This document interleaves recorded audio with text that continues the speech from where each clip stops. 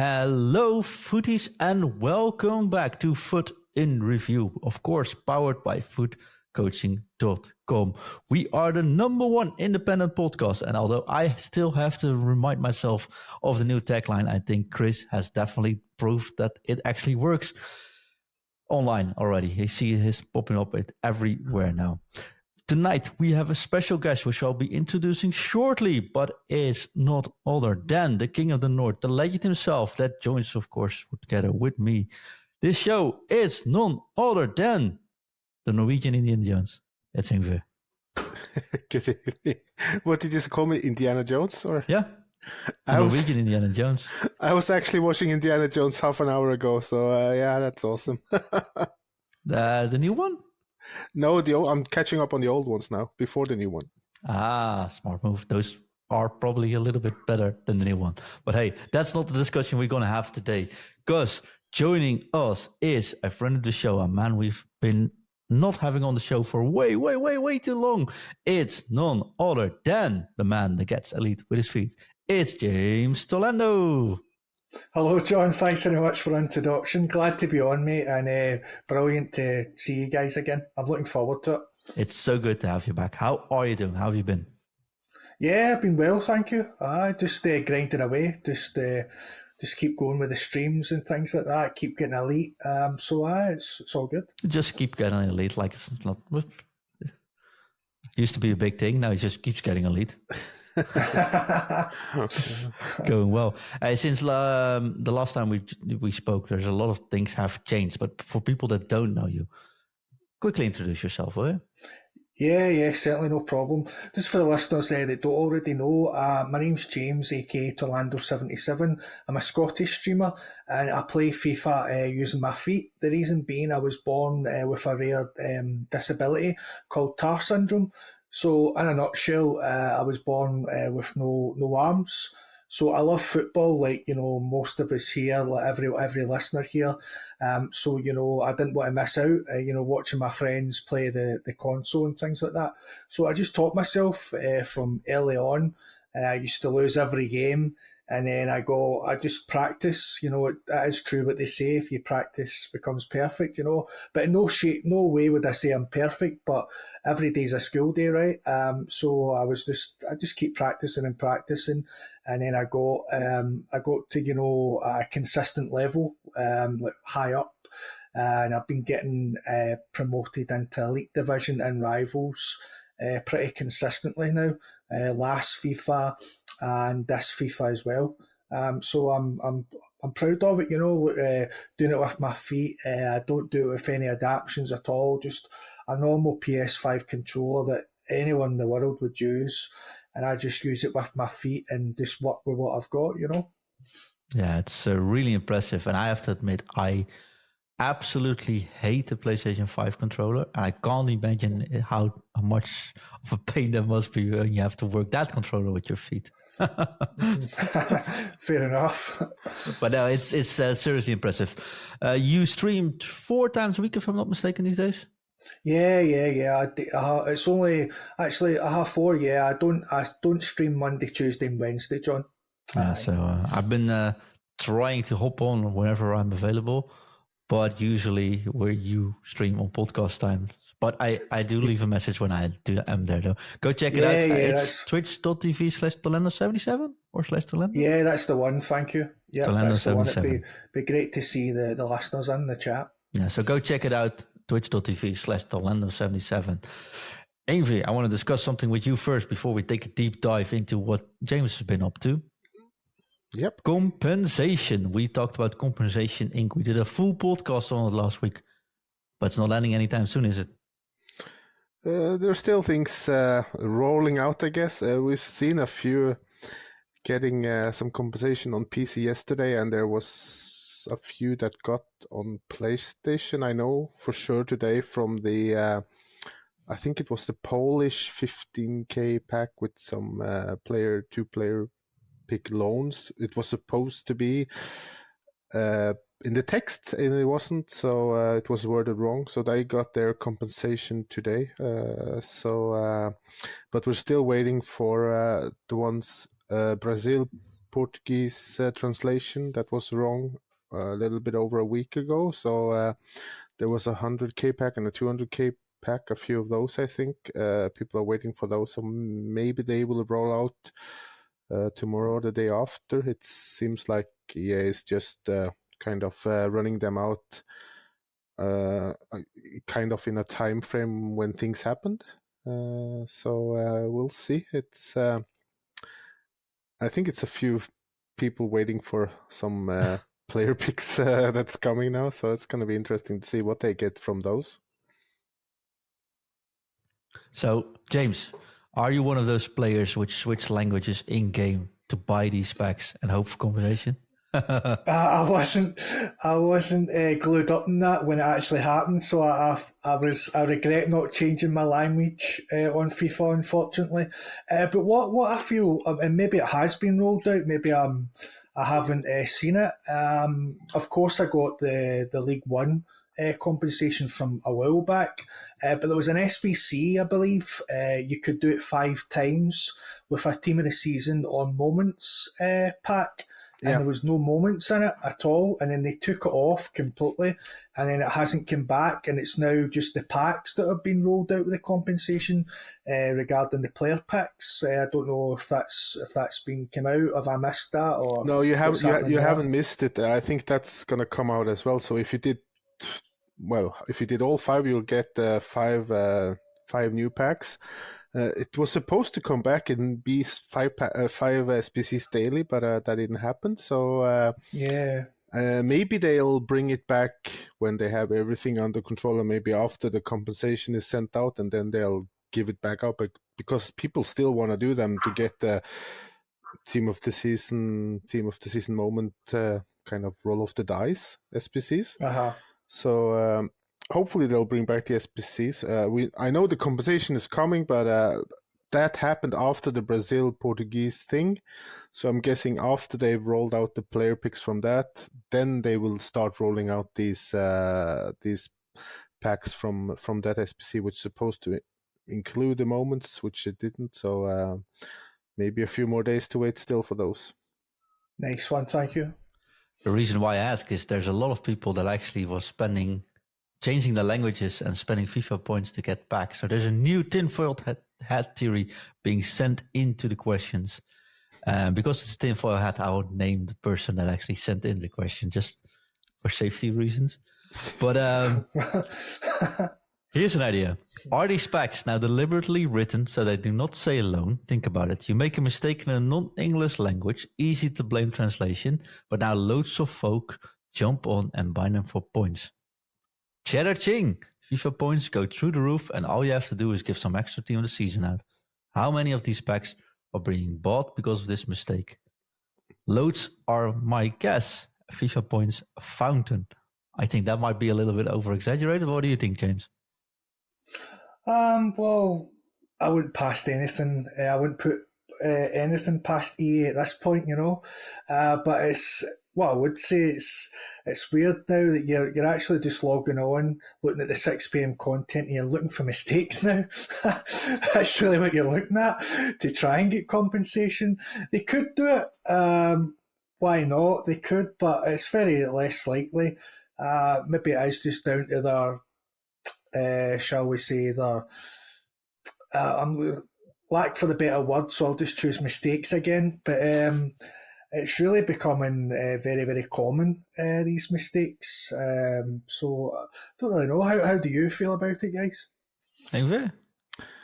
I don't think it's a mistake, because if it was a mistake, they would probably fix it very quickly, and they would give compensation quite quickly, so they could then again throw things up for more mistakes to happen. So I think it's a genuine mistake, and it's pretty difficult to fix, because there's lots of data that they need to gather to find out who had the right language when opening the packs that would be affected with the wrong translation. And I don't think it's an easy thing to kind of program to find out how many and who's supposed to get and how many they're supposed to get from this. So I just think it's some mistake on the translation side. So This is what you get when you toss in 20,000 different packs with all different odds and different way of describing it, isn't it? Yeah, I think there might be a few guys working overtime at EA trying to get these things in order. So feel a little bit sorry for them as well. But hopefully they're all good. Yeah, let's put it all on mistakes. I don't think that. But I like the theories though. Yeah, I like always, the theory. The last time I take a shot at a couple of these theories, I got a lot of hate messages. So I will refrain from my own opinion here. But I don't think it's. I actually don't think it's true. But hey, we'll definitely see how that's gonna happen though. Like I said last week, it's not the first EA game that comes out with a lot of issues or errors, because F1 23 was on day one. We're doing this for the other podcast, which Course Formula One podcast. Go check it out. F1 in Focus. Just a little spoiler there. But that game is a buggy mess as well at certain points. So at least they made a list now with the top 20 things they're going to change. So that says enough. That's good. At least you know what's happening. Yeah, we don't know a time path though, so there's that. And it's like the actual dashboard was sometimes missing and stuff. So it's not like it's like playing FIFA without a scoreboard currently. It's pretty hard. But hey, James, you have been signed by an organization in the meanwhile, or since the last time we spoke. Can you tell us a little bit about the organization, but also what is the biggest difference for a content creator like yourself from being bound to an organization? Well, yeah, delighted to be a part of PGS. That's the organisation that I'm now signed up to. It's an esports team that does different things, not just FIFA. They've also got some Fortnite players. They also have professional, some pro FIFA players in the scene as well, and they also have content creators as well. So it was great to actually be a part of that. I was delighted. I've done this for about three years now, and all you want really as a content creator is obviously you want viewers and things like that, but you want recognition from your peers. And I've been trying to get for 3 years now to get an esports team, and it just, for whatever reason, it just hasn't panned out. But now I'm with PGS. So I was delighted to be a part of that. Really, really good. The name difference, really, going back to John's question, it's really like someone in your corner, like for example, every graphics that I do and stream overlays, I was paying that myself out of pocket. And that's, if a small streamer, like maybe like 30 subscribers or whatever, that could be a lot of money, doing your graphics and things like that. So now I can rely on the graphics team in PGS, and they do all my graphics for me. Like if I want, like, for example, post, like even social media posts, not just overlays, like I'll do maybe a few weeks, every month. I don't like to do it every day to confuse people, but like tactics, for example. So we'll do like a graphic with a certain tactic and things like that. They'll do like overlays and things like that, and they pick up the cost. So that's good as well. And then also as well, it's just like using not only your community, but also their community in terms of like discoverability, John, you know what I mean? So it gives you a more potential to be discovered, and then in the future, potentially, I could get like sponsorship deals and things like that. So it's only really a positive, to be honest with you. I'm really glad to hear that, though. Yeah, that's awesome.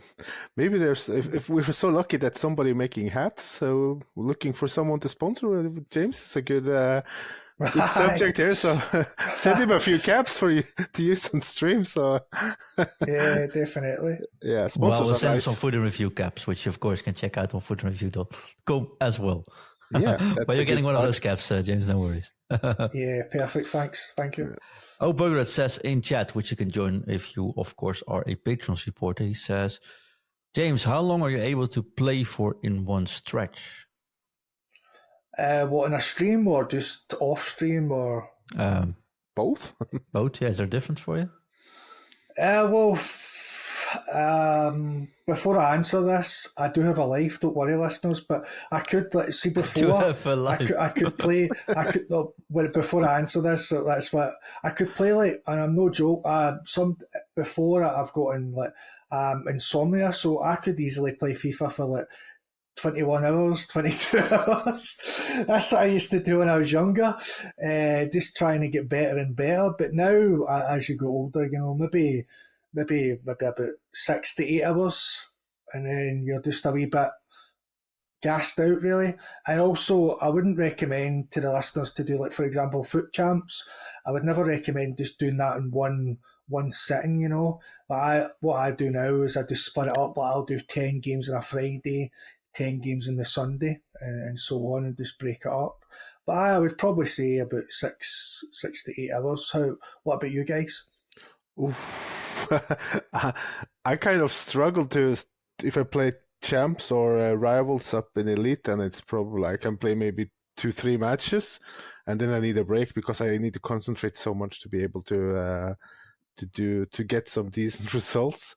So my mind is just kind of fried after that time. Of course, if I get some rage quits and stuff like that, then I can go on. But usually it's like maximum an hour before I need to take a break and get up and kind of clear my head. It's so mentally draining when you have to concentrate so hard. So You're also a little bit older than James is, though. yeah, Just I'm a a little little bit older. Yeah, so that's probably why as well. If I was young and full of Red Bull, I could probably do a few hours as well.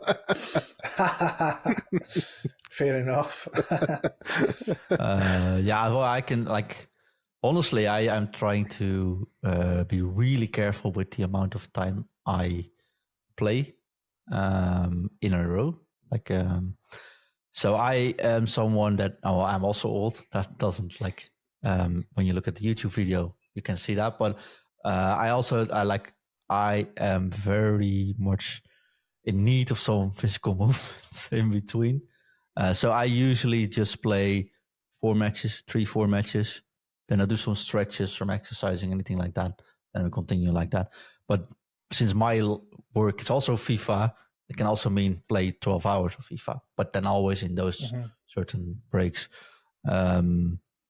If I play for fun, though, like tournaments or 2 versus 2 or whatever, time just flies and can go an whole day. And has it been 12 hours already? So yeah.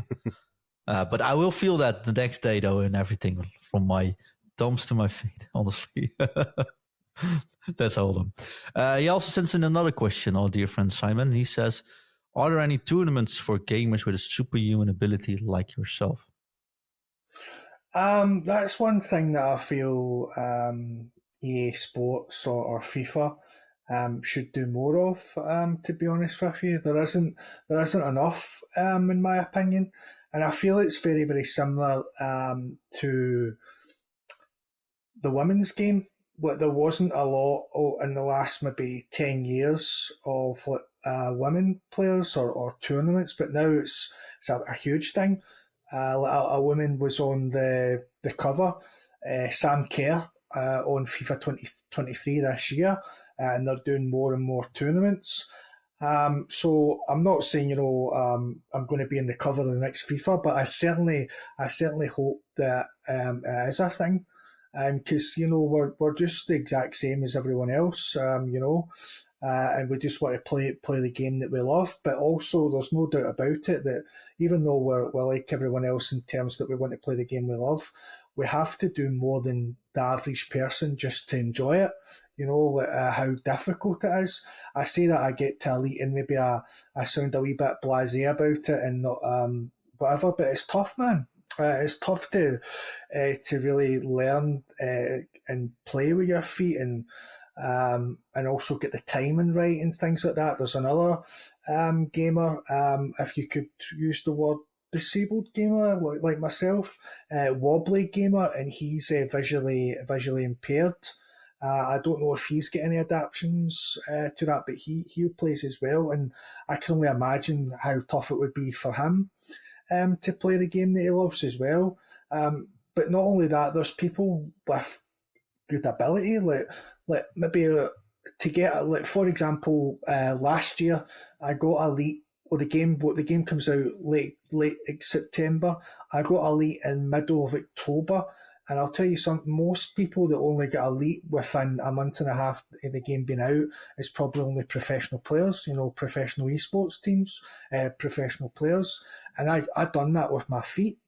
So it's not a question of ability, to be honest. So I feel there should be 100% more competitions, more sponsorships, prize funds, and also will encourage a lot of people to come out more. Because what I mean by that, come out more, is a lot of people might not want to partake in this is from the fear of judgment, of the internet. It's a fantastic place, the internet, but also it's a horrible place at the same time.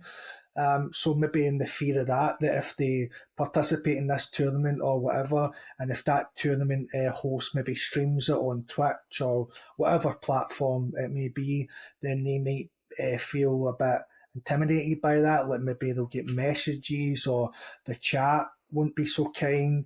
So it's very, very, there's a lot of things to play in this, but I'd certainly hope so. That would be more tournaments for people like myself. 100%, yeah.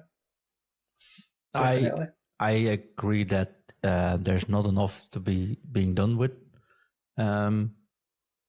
Giving minorities, I think, if I can say so, a chance in the spotlight, and we'll have during the coming weeks we'll have some female FIFA players on. Also, we have Michael on again, who is the manager of the esports team in the Belgium national squad, who they started a female national squad as well. And the amount of hate they get online is insane. And I just want to pick your brain about that, if that's all right with you. Because I get a hefty amount of hate. I see Ingve smiling. Some of the messages I get sent, or like I even got mail one day with hate messages, stuff like that. Like, okay, oh wow. But I'm not even that much in the spotlight, right? I'm usually working behind the scenes. How's that for you? And how do you get help with if that's an issue, or do you just brush it off? How does it go? In terms of help, what do you mean? Like just do you get a lot? Let me ask you this first: Do you get a lot of hate online? Because you do put yourself out there. 100%. It's strange for me, John, because in my opinion, it should have happened to me when I was a lot younger or whatever. But I've never, since I started streaming, I've never ever had so much abuse and so much hate in my entire life. Even in school, I went to a mainstream school, and if not once did I get bullied, and if anyone said anything to me, it'd be squashed there and then. There would be consequences, not by myself, but from the people around me. I had a very, very good friend group. But I was very very lucky with that throughout my life, even from school, college, and workplaces. That I always had a very, very good friend group, and I always felt I get a lot of respect from my peers, a lot of it, because I just go on. I'm going to do the same 9 to 5 job. I'm going to do the same maths question as you in school. I'm going to do the same essay. I'm going to do the same computing problem in college as you. And I'm just going to get on with it the best I can. Do you know what I mean? But, from streaming, when I first started streaming, that was an eye-opener, to say the least. The messages that I would get, it's horrible. It really is absolutely horrible, and it plays with your mental health. It really does, lads. I stopped streaming for like 7 months. I just couldn't be bothered with it anymore. I just could not be bothered with the abuse that I would get. Not only that in the chat, but I would get messages on my Twitter. I'd get whispers on Twitch. I'd get that, like, no one cares. And if I was to go through all the horrible things, you would just wow. But and my mentality is, even though I didn't have the amount of abuse that I had when I during my life. My mentality is always whatever happens, you just get on with it, you know. So that's what helped me through it, is I just got on with it. And then obviously my friends would try and help me brush it off and make it a joke and things like that. And obviously some of the things that I've seen, like, it's not the first time ever. I'm not saying I've never heard any of these things before. Of course I've heard it, but there was always consequences. But there's no consequences online at all, and it's annoying, and it really does put you off streaming, and like it's just so annoying. And but even when sometimes we get a lead and people just it just blows my mind. It just blows my mind that if you get elite with your feet, right, people still give you abuse, and people still say, "Oh, that just shows how bad FIFA is." If someone can get elite with their feet, like how bad the skill gap is, and so on and so forth. I know we're talking about abuse, but maybe that's not abuse, but it's just crazy comments that I don't understand how you would think that. Like, if I was to say to that person, right, okay, pick up a control with your feet, get elite for me, I'll give you £100. No chance. No chance. So that is where with idiotic comments and just people that are just disrespectful. Yeah, I get it a lot. I still get it, to be honest with you. And it makes me want to quit. It makes me want to just give up and just go back to my cushy, my weekly wage job, my sales. That's what I used to do, sales, and just stay at the spotlight. But I want to be a success so bad in this industry. I'm still trying. I don't feel I'm a success as of yet. I'm still 3 years into it, but the abuse certainly makes me want to quit. 100%, aye, definitely. Yeah, it's extremely frustrating, but I do want to say that I applaud you. I think you're very brave putting yourself out there. The features you're doing, getting elite is pretty hefty job. Not gonna lie. As a coach who've seen more than 2,000 FIFA matches this year, it's not easy being consistent in elite as you are as well doing, because you're not just making elite. You're also playing on a pretty high level when I watch, and I have the pleasure having you in our own pro club team and watching the dedication you put into, the work you put into, the feedback you take in and work on that. There are few players, at least this year, which I've worked with, which have your dedication. So all the people that have negative comments about that or find it normal to abuse anyone, including you, on that, one, be ashamed of yourself, and two, if you guys put like in 10% of the same commitment James does, you'll get places. And so, James, I applaud you, mate, and thank you for sharing that as well. Thank you. Ingve, do you have anything you want to discuss on the topic? Well, I just see the messages I get just by playing normal, trying to play like I watch football on TV, and the way I like to play football and the way I want football to be played in real life as well.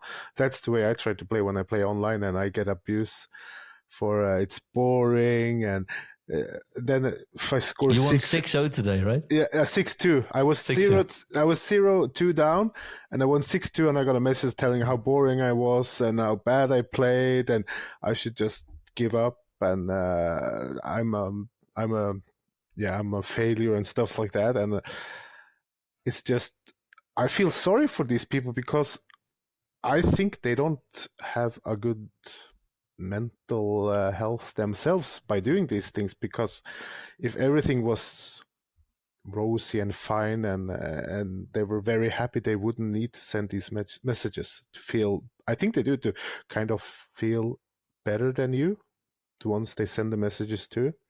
They want to hurt feelings and break down people, and that's not that's a horrible thing to do. I always treat people, my friends, my family, the way I want to be treated by them. So I like to be kind to my friends and be there for them. And if they need to talk, I'm there. And I know that they will do the same. So when I see these messages, I know I can turn them off and things like that, but I try to be respectful with my replies to kind of explain that this is not the way to go. This is a game. We're doing this because we love the game.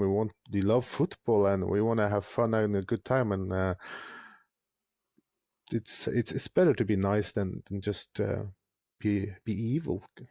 To put it simply like that. I do think it's a call for attention, exposure yourself.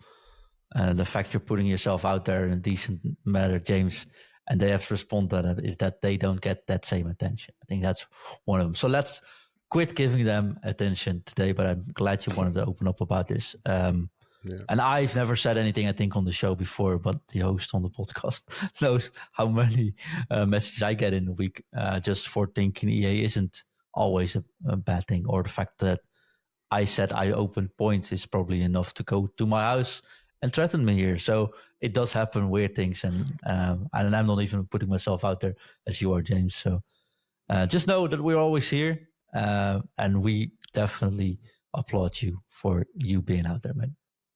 Thanks very much. Cheers. And back to, I can always just, I've always get the best response for someone messaging me after a game, like you were saying about, after the game, I would just say, well, I beat you with my feet. And that's it, case closed. No message, nothing. Yeah. What can you say to that? Yeah, I mean, I have trouble even moving my toes separately from each other, so I'm definitely not going to try that even. So, but we'll have to look into a tournament though, because I do think it's important to get more attention on that. And yeah, definitely. If you listen to this and you have maybe difficulties as well, then let us know, because I definitely want to highlight that on the show and give you guys you guys and girls, of course, spotlight you deserve, and which is also our theme for the next coming months. So we'll be looking into that. If you know anyone, send us a message, and we'll gladly promote everyone coming up, but also giving them the time to shine, because I think that's very important. James, I spoke about this quickly before the show with you, right? I think accessibility features are terribly important in games. And I asked you, do you use any accessibility features? And you said, which accessibility features? Yeah. I was oblivious to it, if there is anything, It's just... So these are sort of hidden. I've said it before as well. But if you go to the home screen, you go to settings, then there's an accessibility tab. And if you go in the game setting menu, it's also there. But it's sort of hidden. It took me a while to figure out where it actually was. And I had a trainee which was visually handicapped and said to me, do you know if we can make the HUD a little bit bigger and stuff? So I checked that. There are some accessibility features in FIFA, mostly colorblind modes, brightness, contrast settings, play indicator size, stuff like that. But you can also remap right stick functionality and remap buttons in there. For some reason, you can also enable subtitles, but I have no idea where those will pop up. I don't. Is it for commentary? I don't know what that is. But it's probably not much. Does it mean much for you? I think, right? Not really. Maybe the remap of buttons could be. I'd certainly look into it. I didn't even know, like we just touched on it just briefly before. Didn't really know anything about it. I'll certainly have a look since you've brought it up. So it's a step in the right direction. I will say that. But with playing, I play Pro Evo buttons. I've always played Pro Evo buttons on FIFA, and I just switch my sprint from R2 to R1. So I've been just so used to that. Do you know what I mean? That it doesn't matter anymore, probably now. Yeah, pretty much. Yeah, spot on. I wish I had a setting there that would turn off shadows, though. Yeah, that would be nice. For this old man, it might help as well. I do think like Xbox are doing terrific things, and I don't know about PlayStation, so it's not a dig at PlayStation. I just don't know about it. But I know Xbox is seriously talking with streamers and speaking with gamers to make their accessibility features sort of standardized for newer games. And there's been terrific developments there as well. So I think it's always good to get that info out there, that there is something in game, and it is sort of hidden in the menu, but it should be. There was a game this week. I think Diablo came out last week. Yeah, the first time you start Diablo, Diablo, it actually starts up with the accessibility features. And it asks you right, still, do okay. you want to open this? Or you want a bigger screen? Do you want to highlight it? Do you have color blindness? How do you want to set it up? Do you want to switch controls? So really well done. I think it should be the standard. And even sometimes it doesn't help. At least they should offer and make it everyone aware that these options are there to be helped with. Yeah, definitely, John. But also, hopefully they remember our settings, because we're in June, end of June now, and sometimes I need to change my buttons all the time. I need to change my camera. It's wild. It's absolutely nuts. I think that's a PlayStation. I don't see that on Xbox that much anymore. Do you not? Do you not, mate? No. No, I think it's PlayStation that is still struggling with those settings thing getting reset, because I haven't touched the settings for quite a while now. So on Xbox, yeah. So I'm happy that I didn't have to, because suddenly I was doing things I like. Okay, something is wrong with the buttons, and then trainer came up and the time finishing on off and analog sprint on off. It was a little bit confusing. No, it's extremely annoying. We played, of course, and we'll talk about this on the next special episode. We played a tournament with the Food and Review community in Crete. It was a 2 versus 2 tournament, and you can save player profiles, right? So you can say, okay, this player profile is saved, this alternate controls, whatever. I play Pro Evo style as well, so I got the same control setup as you do, James. I set it up, I saved it under my profile, even the name that, like, Coach John, so nobody could touch it. Play my first match, all well. Second match, first shot I take goes way over to the corner flag. Press start, go back to settings. Yep, reset again. So it's clueless. It doesn't make me lose the tournament. Luckily, other people use that as an excuse, but it's so annoying. Shouldn't be there. So okay. Yeah, it's just annoying. Yeah, definitely. James, to close off the show, I have come up with a little something, because we'll be getting more and more guests in the coming weeks, months, years to come. So I was like, we need a sort of steady topic, subject, part of the show, where we just have fun and get a little bit to know about you. I've asked you the last time more things about FIFA. What do you want to change about FIFA? There was one thing you wanted to add there before we go into the next topic, because the next topic is, I've made a list with 250 questions. I won't ask them all 250. Just going to pick some random questions for you, and you got to answer them as fast as possible. But you said to me, I want to come back to one question. What do you want to change about FIFA for the next FIFA first? What would it be? Yeah, I said the last time, drop down. I was just annoyed after it, because it's just such a generic comment. Like, a person that plays FIFA with their feet, and you ask that question, it's a very boring answer, isn't it? But so I would probably say I would change a lot of things. Like, I would change so many. I'd probably change more than 250, likewise to your questions. But briefly, before we go on to your next topic, I would say for a start, the new game mechanic with the power shot, fair enough, great idea. I can never use it. See the objectives that with the power shot, I missed out on the players. I just couldn't do it. I think you have to press 2 or 3 buttons at the one time. I've got more chance of winning the lottery, unfortunately. So it's just, I've not been able to use the new power shot. So hopefully in the future, if something can get changed on that, fantastic. It's just very, very difficult. Also, with the passing, the driven passes, I was always growing up with, you just simply, if you want a high power pass, you just hold the button in. That's it. You just hold in the button. That's it. Game over. Boom. But now you have to, and the way I use the triggers, it's all about timing. So if I push that in too late or too early, and I do that pass, and it's just going to pass the ball 2 yards, and then the player intercepts it. Do you know what I mean? So but again, like John said about his settings, he wouldn't use it as an excuse to lose the tournament. I'm the exact same. I won't use an excuse because I lost that game, because maybe I passed it. So I'll try and overcome it and adapt to it.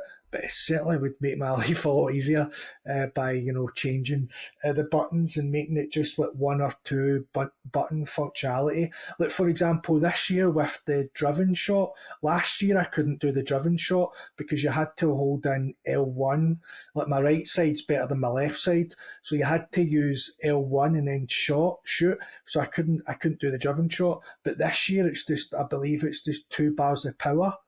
It's either 1 or 2 bars of power. Just step it. It's exactly. And it's a driven shot, so it's much, much easier. So it just goes down to, accessibility again, like we spoke about. If we could just simplify these things, I don't understand why there needs to be so many buttons just to do something really. So that's what I would say. Yeah, it's just if you want to put a real powerful pass and you just hold the passing button until you get max power and it goes into the direction you aim. It's that easy. You don't have to do it more fancy than that. Yeah, exactly. I totally agree. Yeah, so sometimes you hold the button for max power and the pass barely goes like you said, 2 meters, and it's like, if I give max power, it should go as hard as the player can kick, unless he's very unbalanced. Of course, then he wouldn't hit it that good. So yeah, there should be some simple options like you can put on the press 5 buttons for a quick power pass if you want that. If not, then just hold it for maximum power and the ball goes hard. It can't be that difficult. Maybe it should just be an accessibility feature where you can just say set up the buttons yourself or combine buttons into one button. Yeah, perfect. Yeah, spot on, John.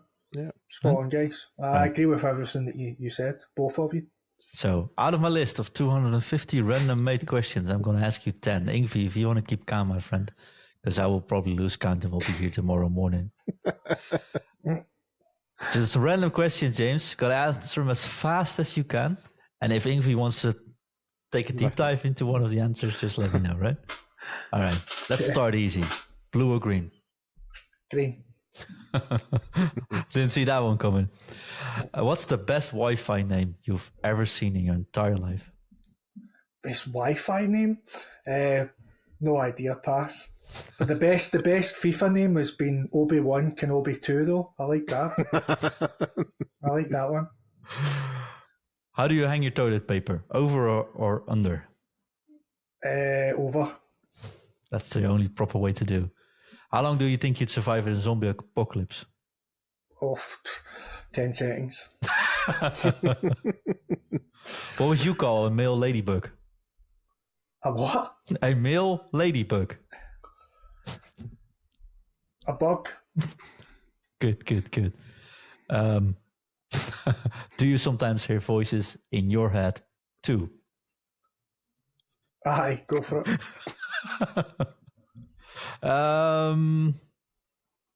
If you were to be banned from your local library, why would that be? Too loud. I can see that one happen. This is the one I keep asking my kids as well, so I'm very curious about your answer. Do people drink or do they eat soup? Drink soup. All right. Which species would be the rudest if all animals could talk?